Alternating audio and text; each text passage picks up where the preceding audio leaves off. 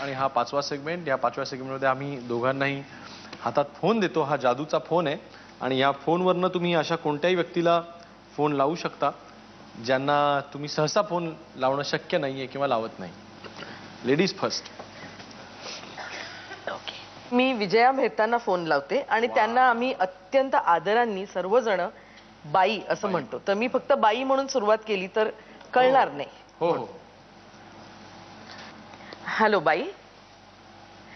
बाई मी स्वाती बोलते. बाई आज मुद्दाम म्हणून तुम्हाला फोन केला. असंच एक काम आहे तुमच्याकडे. नाही नाही नाही नाही बाई, नाही नाही नाही बाई, तुमच्या इतर शिष्यांसारखं तुम्ही रंगभूमीवर परत या, पुन्हा नाटक करा असं सांगण्यासाठी मी फोन केलेला नाहीये.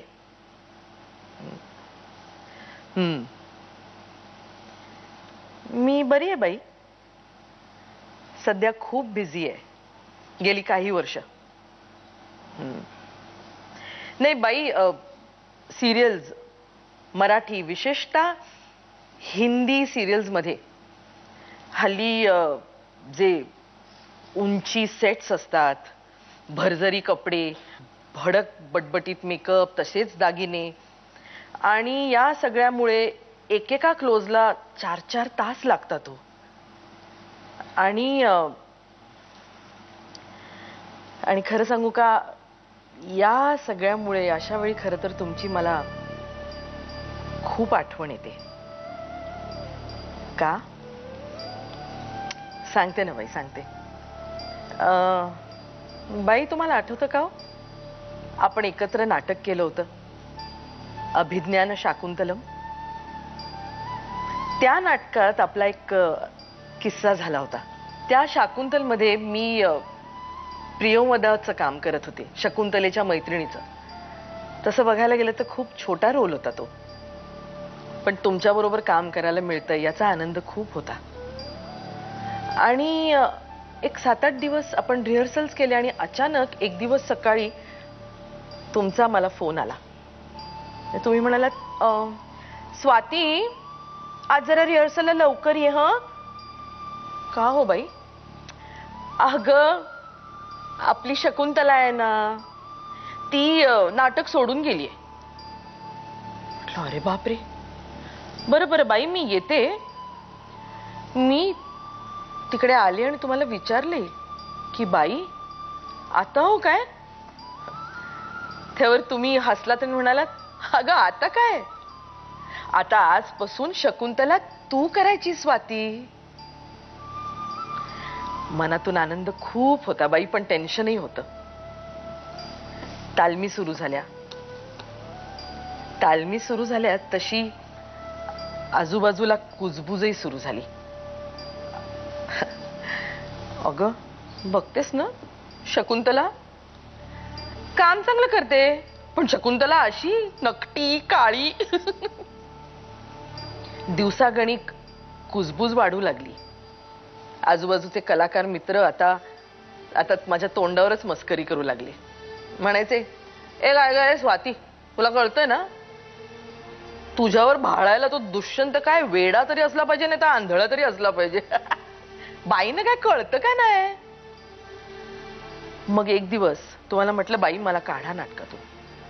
बाई दुसऱ्या कोणालाही घ्या, पण मला काढा, मला नाही करायचं हे काम. म्हटलं इतर सगळेजण मला चिडवतायत, आज मला बोलतायत, उद्या प्रयोग झाला ना की प्रेक्षक बोलतील, समीक्षक बोलतील. बाई तुमची कुचेष्टा व्हायला नको, माझ्यामुळे तुमचं नाटक वाईट व्हायला नको. बाई मला काढा नाटकातून. तुम्ही तुमच्या नेहमीच्याच स्टाईलनी माझं सगळं बोलणं शांतपणे ऐकून घेतलं. माझ्या डोक्यावरून हात फिरवलात आणि म्हणालात, स्वाती वेडी. अगं वेडी आहेस का तू? सौंदर्य फक्त इथे नसतं बाबी, खरं सौंदर्य इथे असतं, मनात. ते मनातलं सौंदर्य जेव्हा इथे येतं ना, तेव्हाच माणूस सुंदर दिसतो. आणखी एक गोष्ट लक्षात ठेव, ऍक्टर जेव्हा आपलं काम चांगलं करतो ना, तेव्हाच तो सुंदर दिसतो, अन्यथा नाही. बाई 31 वर्ष झाली त्या गोष्टीला. 31 वर्ष मी आज इथे येऊन पोचले ना, ती तुमच्या त्या एका वाक्यामुळे. बाई माझे सगळं करिअर, माझे पुरस्कार, माझा पैसा, माझी प्रसिद्धी, सगळं बाई त्या तुमच्या एका वाक्यामुळे. बाई तुम्ही मला नाटक किती शिकवलं आय डोंट नो. कदाचित नाटक मी प्रकाश बुद्धिसागर, सत्यदेव दुबे यांच्याकडून अधिक शिकले असेल, पण कुरूपतेचा माझा कॉम्प्लेक्स तुम्ही घालवलात आणि आपण नट होऊ शकतो हा आत्मविश्वास तुम्ही मला दिलात बाई. बाई म्हणून तुमची खूप आठवण येते हल्ली. काय म्हणू, थँक्यू व्हेरी मच. ठेवू फोन.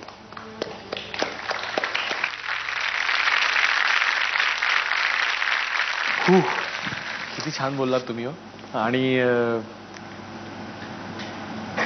म्हणजे आज खरोखर खूप छान गोष्टी. अक्षर आणि अक्षर सत्य आहे.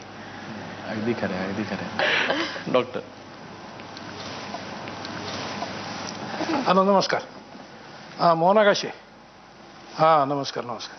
मी मोहन आगाशेच. माझं नाव मोहन आगाशे. तुम्हाला काही लाज वाटते का?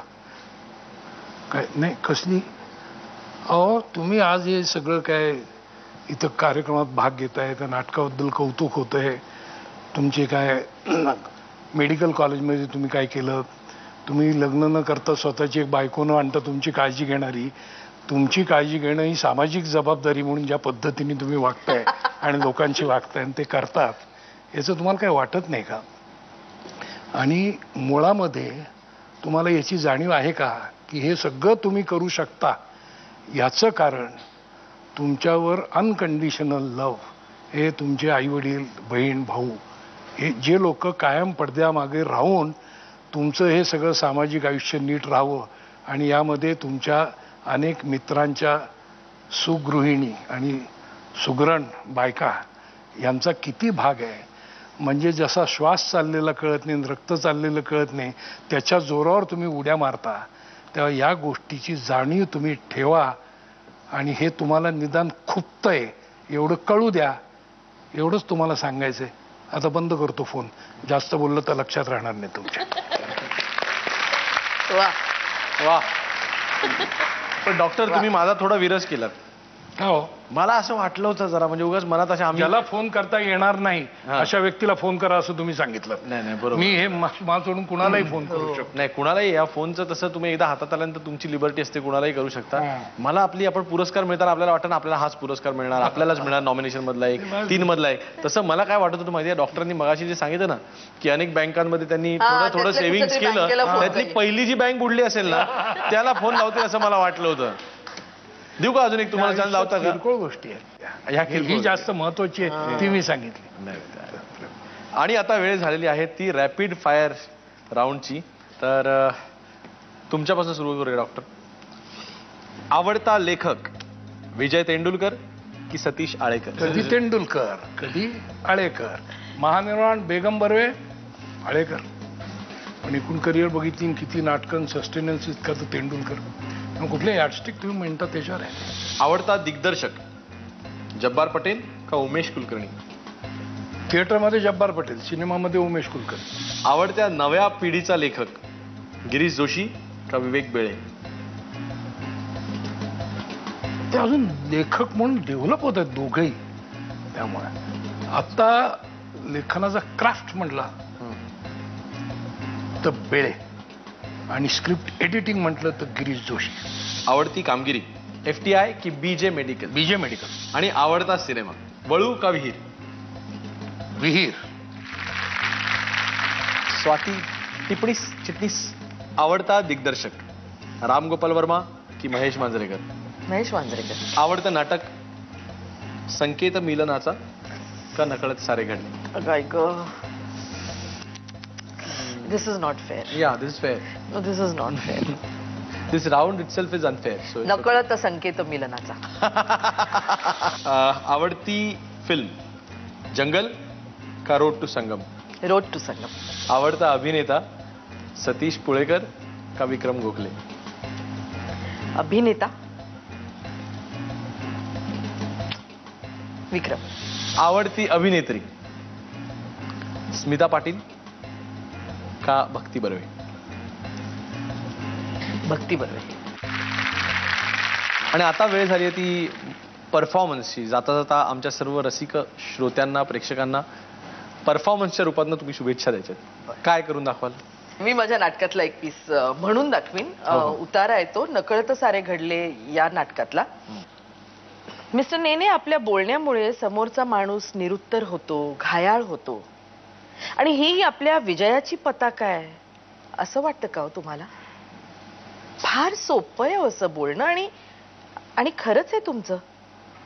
शिक्षण लागतच नाही यासाठी. निरुत्तराला बोलतं करणं, घायाळ माणसाला सावरणं यासाठी शिक्षण लागतं. तुम्हाला काय वाटतं? तुमच्यासारखे कोर्टातले 4 जुमले, महाराजांचे 2 दृष्टांत आम्ही नाही समोरच्याच्या तोंडावर फेकू शकणार? पण आमचा तो धर्म नाही. अगदी अगदी तुमच्या पद्धतीनं महाराजांचा दृष्टांत देऊन सांगू. एकदा एक सत्पुरुष महात्मा भल्या पहाटे अर्घ्य देण्यासाठी नदीवर येतो. ओंजळीत पाणी घेतो तर ओंजळीत विंचू दंश करतो. महात्मा कळ सोसत त्या विंचवाला पाण्यात सोड. पुन्हा ओंजळीत पाणी घेतो, पुन्हा विंचू दंश करतो, तरीही महात्मा त्या विंचवाला पाण्यात सोडतो. असं वारंवार घडतं तेव्हा लोक विचारतात. तसा महात्मा उत्तरतो, दंश करणं हा तर त्या विंचवाचा धर्म आहे. एक यत्किंचित विंचू आपला धर्म सोडू शकत नाही, मग मी तर माणूस आहे. त्याला जीवनदान देण्याचा माझा धर्म मी कसा सोडू? पोटच्या पोराप्रमाणे तुम्ही ज्याला वाढवलत तो तुमच्याशी संवाद साधू शकत नाही आणि याचा तुम्हाला आनंद वाटतो, अभिमान वाटतो. तसं असेल ना मिस्टर नेने, तर तुमचा हा आनंद मोराच्या विजयोन्मादासारखा आहे. मोर आनंदानं पिसारा फुलवून नाचतो. त्याला वाटतं आपण आपल्या सौंदर्याचं प्रदर्शन मांडतोय. पण मिस्टर नेने, पिसारा फुलवून नाचत असताना मोराचा पार्श्वभाग मात्र उघडाच पडलेला असतो. राहुलला चुका करण्याची, त्या सुधारण्याची संधी द्या. सोनं करील तो त्या संधीचं. आणि हे फक्त पुस्तकं वाचून नाही, स्वानुभवावरून सांगते. आज तुम्ही दोघे जण इथे आलात, खूप छान वाटलं.